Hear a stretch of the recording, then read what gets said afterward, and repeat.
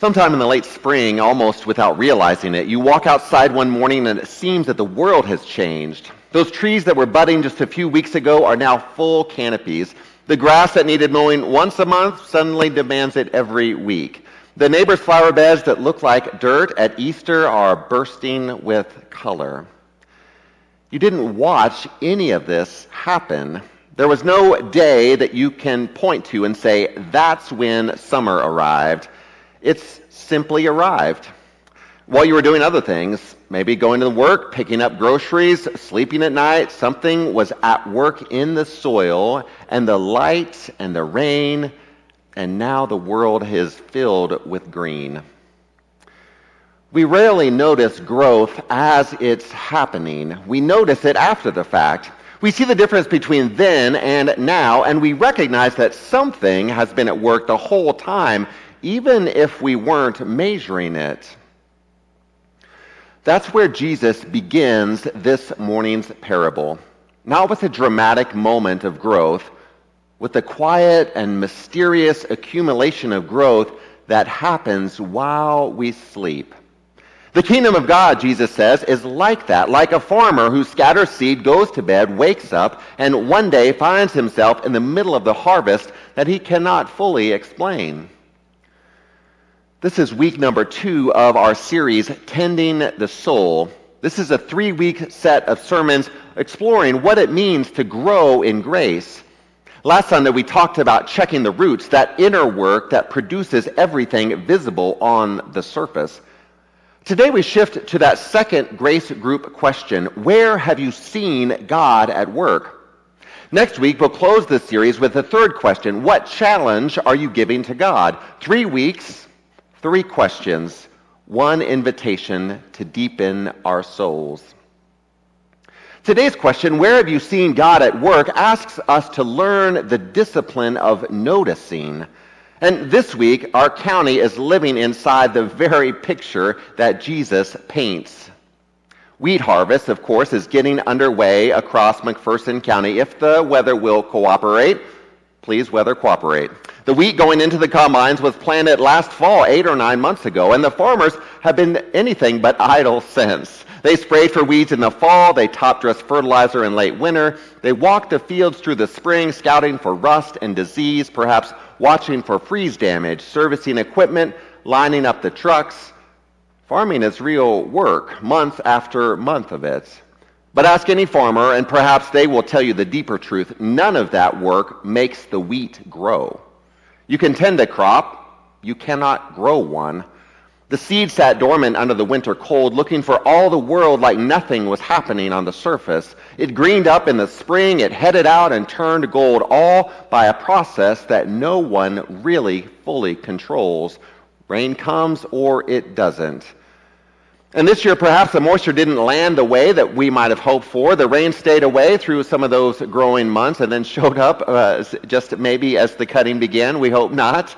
In some fields, the harvest will be thinner than the work deserved. The parable doesn't promise a bumper crop. It promises that whatever growth comes is God's doing, not ours. Even in a year that we might not hope for, the wheat standing in the field is something that nobody manufactured. We tend, we wait, and then comes the one moment that demands a full attention, recognizing what's ready and going out to meet it. That rhythm, tending and waiting, noticing, is exactly what Jesus describes in this morning's parable. Now, Mark only gives us 4 verses, and they're some of the strangest in the Gospels, really. Most of Jesus' parables involve characters who do something dramatic. This parable's main character does almost nothing. He scatters some seed and then he goes to bed. Someone scatters seed on the ground, then sleeps and wakes night and day. The seed sprouts and grows, but the farmer doesn't know how. I want you to notice the rhythm here. Sleep, wake, sleep, wake, day and night, over and over. The farmer isn't out in the field straining to make things grow. He's not staying up late worrying about whether the seed will take. He's living an ordinary life while something he can't see is happening there in the dirt. And that little phrase, the farmer doesn't know how, well, it seems to carry a lot of weight in this text. Jesus isn't saying anything the farmer could figure out if he just studied harder. He's saying that none of us fully understand how God grows things in us. We don't know how growth happens, and we were never meant to. It isn't a problem to solve. It's simply how the kingdom works.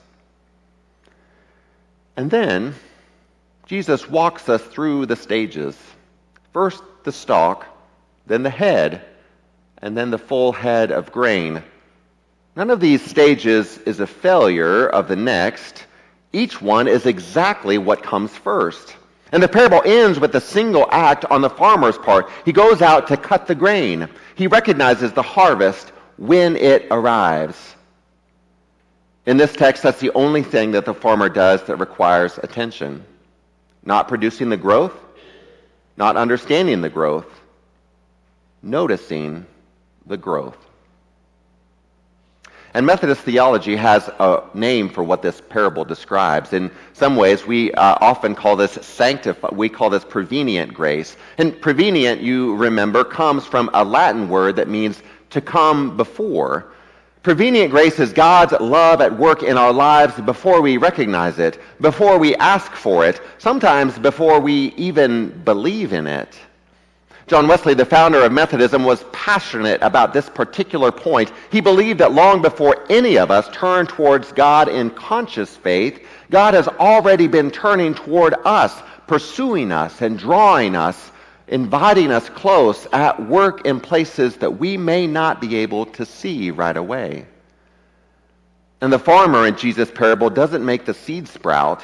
He doesn't engineer the stalk or design the head of grain. The growth was already available, at work in the soil, available to be noticed, long before he came to harvest it.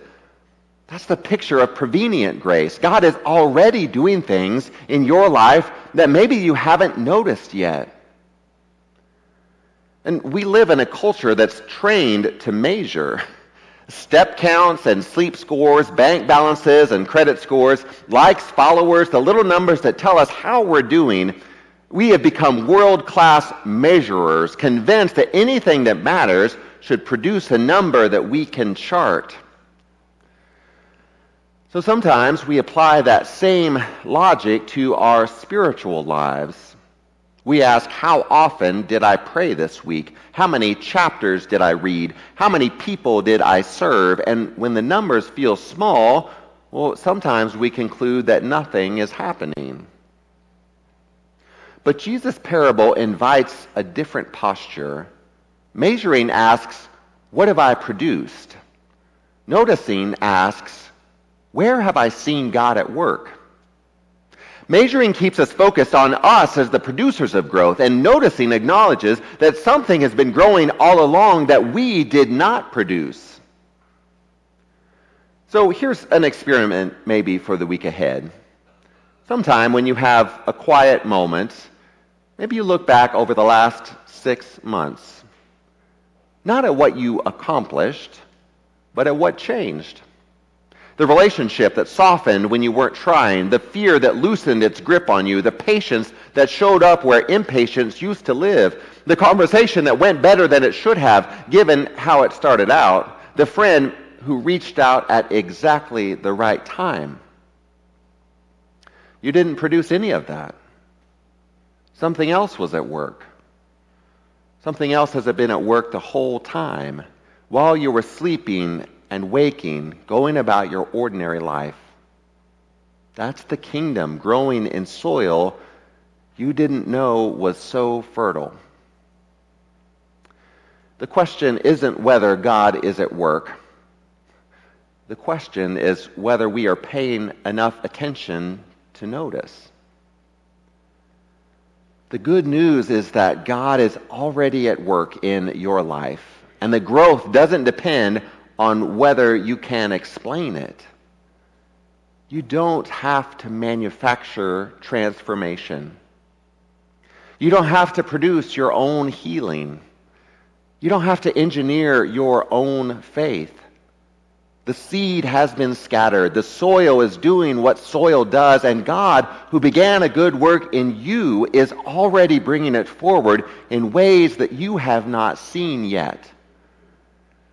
This is the deep reassurance of our Methodist tradition. Grace gets there first.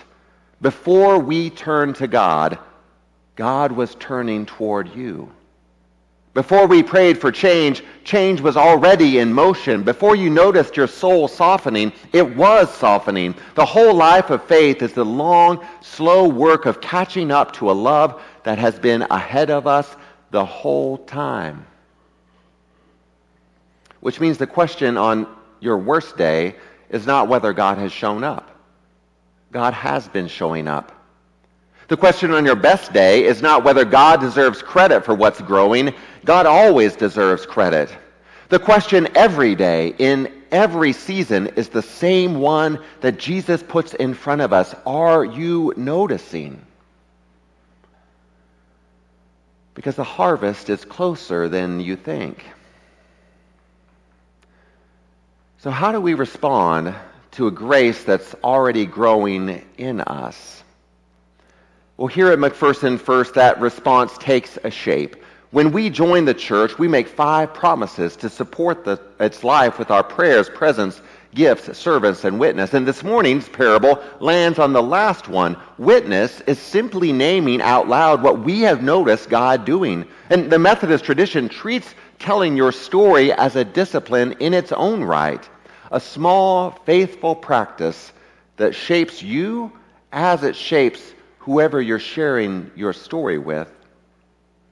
And witness starts with noticing. Before you can tell anyone where God is at work, you have to see it in your own life. So this week, take the one thing that you noticed when you looked back over the last 6 months and maybe tell one person about it. It doesn't have to be polished. A sentence will do. I think God has been at work in this part of my life.